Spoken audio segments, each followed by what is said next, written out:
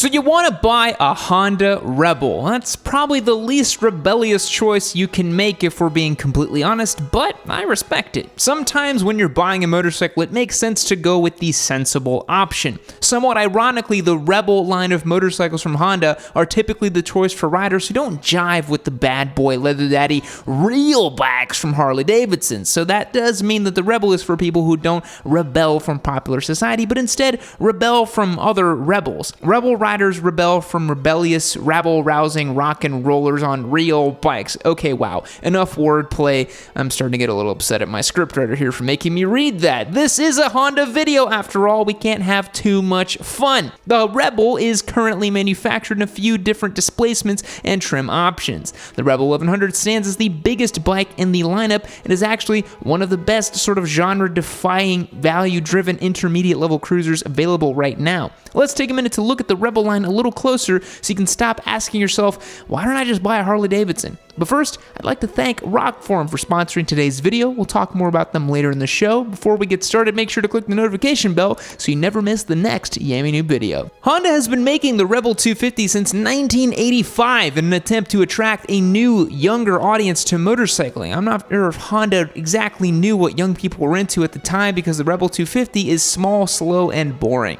You may have ridden one in your MSF course and thought to yourself, I thought a motorcycle would be faster than this, but despite its shortcomings, it has been an incredibly successful platform and was produced until 2016 before being replaced by the Rebel 300. The 250 had an air-cooled 234cc parallel twin engine that made 16 horsepower and 12 foot-pounds of torque, which means it was making less power than some riding lawnmowers. They were simple, reliable, low-maintenance machines that were unintimidating for new riders. It had a super low 26.6-inch seat height, so even your 4'11" grandma could flat-foot the thing.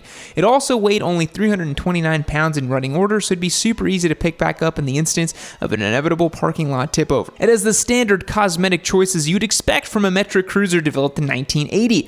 Spoked wheels, swept-back handlebars, and a big ol' seat to accommodate even the most demanding of asses. Honda wouldn't want to scare off any potential new riders with a seat that doesn't look like it could double as an emergency life raft in the instance of a surprise flash flood. The Rebel 250 remained pretty much unchanged, carburetor and rear drum brake in tow until 2016. Honda briefly made a Rebel 450 in 1986 and 1987. No, it was not based on a 450 motocross bike, even though that would be pretty sweet. The platform was pretty much the same except for an increased displacement of 447 cc's and the addition of a 6th gear overdrive. The Honda Rebel 450 made a modest 38 horsepower at 8,000 RPM, but riders just stayed infatuated with the baby Rebel and the 450 fell by the wayside.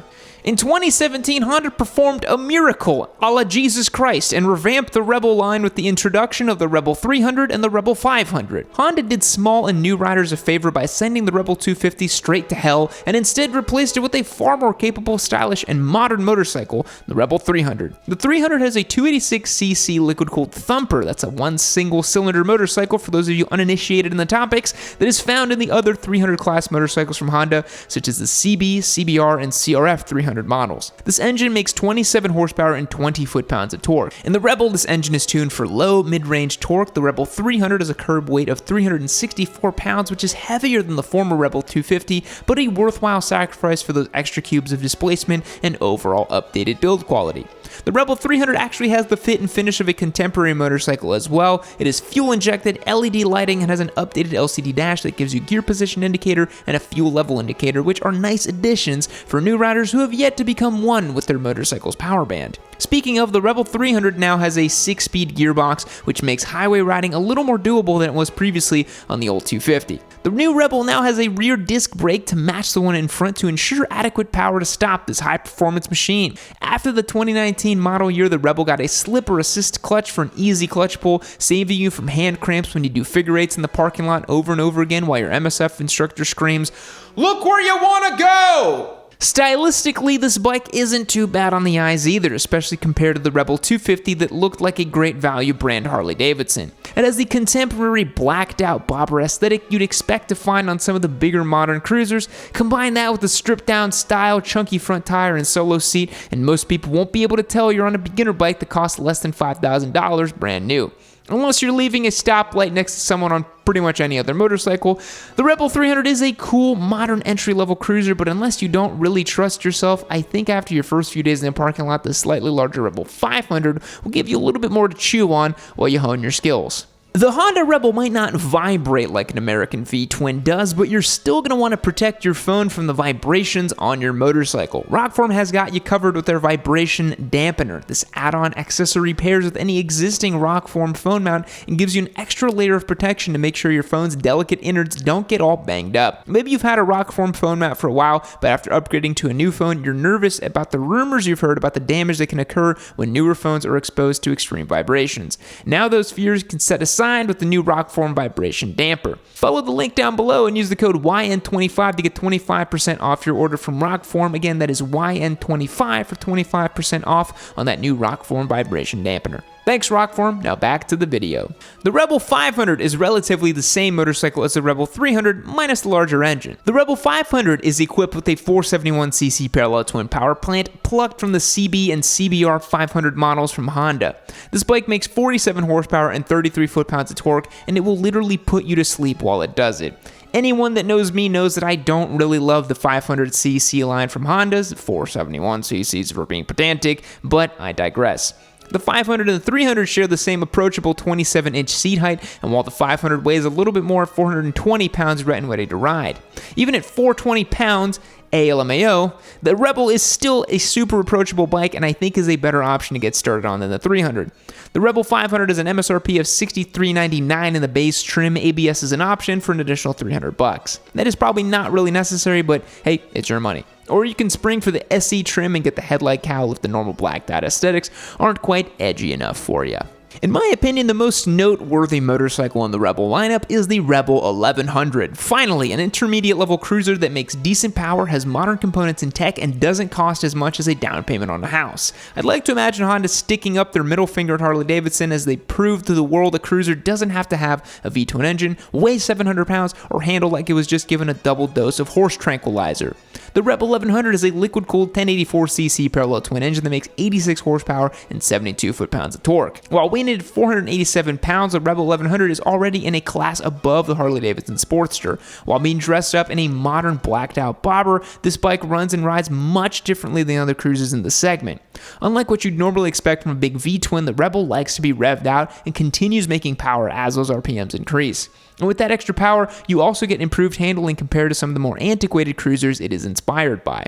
The Rebel doesn't have groundbreaking suspension design up front, but it does have a reservoir Showa shocks out back for a sporty look.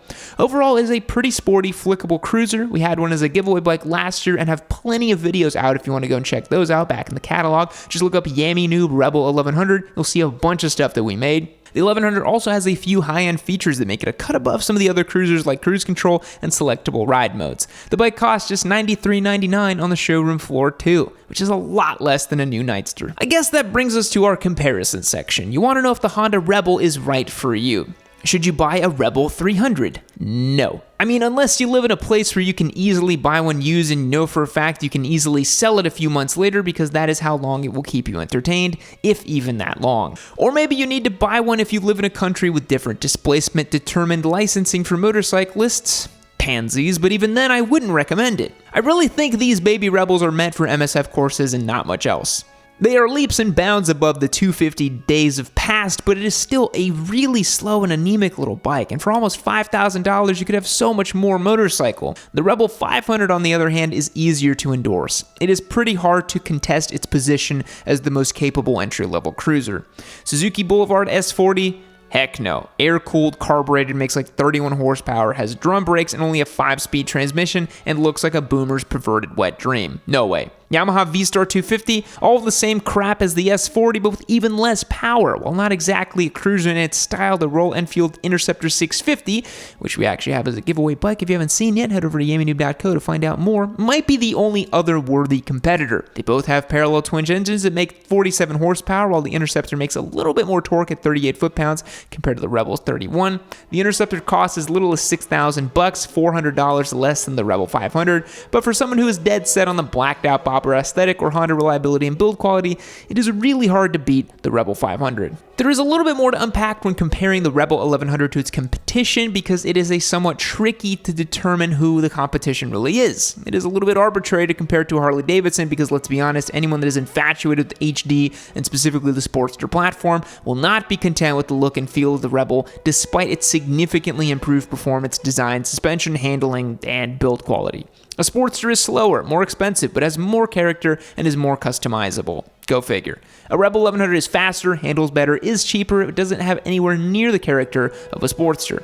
Like I said, for most people, that comparison doesn't even need to be made. They know which camp they're in even before looking at a spec sheet. A much more worthy competitor would be looking at something like the Indian Scout Bobber. The Scout is another contemporary cruiser with a stripped down look, beefy front tire, and solo seat, but unlike the parallel twin of the Rebel, the Scout has a real deal 1133cc V-twin that makes 100 horsepower and 72 foot-pounds of torque. Scout Bobber has an even lower 25.6-inch seat height, but also weighs about 70 pounds more at 553 pounds. Although it is a pretty planted motorcycle that doesn't feel overly heavy or hard to control, the Scout Bobber costs $12,249 before ABS, a feature that comes standard on the Rebel 1100. It might take a lot of soul searching to determine if an additional $3,000 is worth a little extra horsepower and character you'll get from the Scout, but take it from me, the Rebel is a much better handling and much better built motorcycle, although the Scout does entertain as well. We made a bunch of videos on the Indian Scout. We had one as a giveaway bike. Go and check them out. Most metric cruisers don't hold a candle to the Rebel 1100. Sorry, Vulcan simps, but the Yamaha Bolt comes the closest. The Bolt has an air-cooled 942cc V-twin that makes 69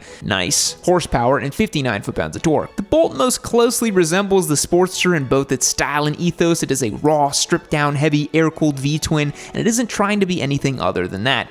But for less than $1,000 more, the Rebel 1100 gives you so much more than just a metric cruiser in Sportster cosplay.